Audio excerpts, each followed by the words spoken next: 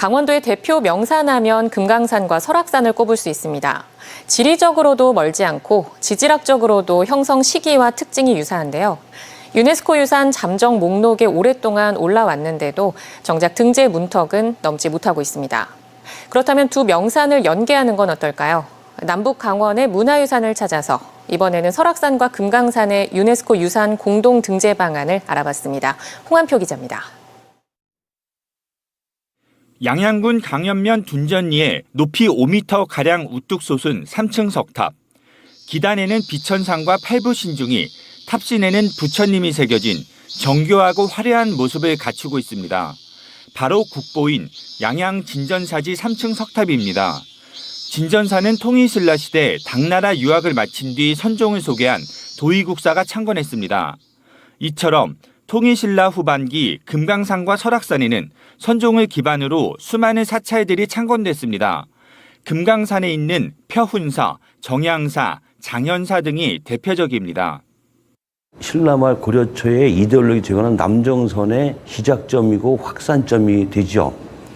그리고 그 시를 전환 시기에 설악산 권역의 석탑과 금강산 권역의 석탑들이 많이 건립이 되는데, 금강산과 설악산은 순례길이 있을 정도로 같은 불교 문화권으로 공존해왔고 불교 문화의 중심지 가운데 한 곳입니다.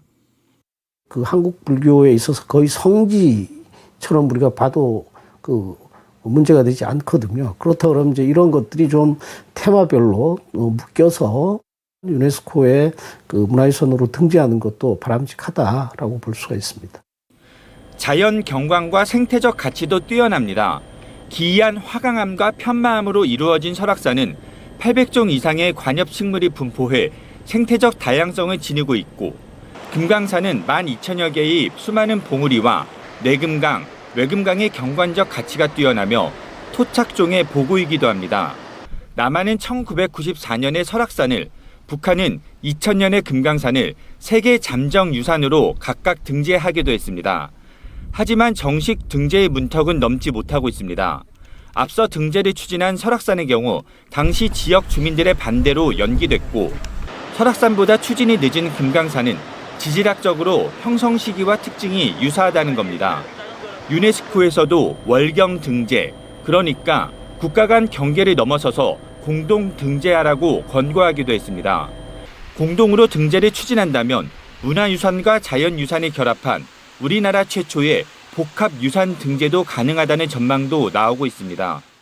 지금 유네스코의 세계문화유산 지정하는 그 동향하고 맞지 않을까라고 하는 생각이 들고요. 그다음에 학술적인 연구들이 굉장히 많이 이루어져야 되잖아요. 하지만 남북 관계에 따라 공동 등재 여부가 등락을 거듭하고 있어 비정치적이면서도 남북 관계 경색에도 지속적으로 추진할 수 있는 방안 마련도 필요해 보입니다. MBC 뉴스 홍한표입니다.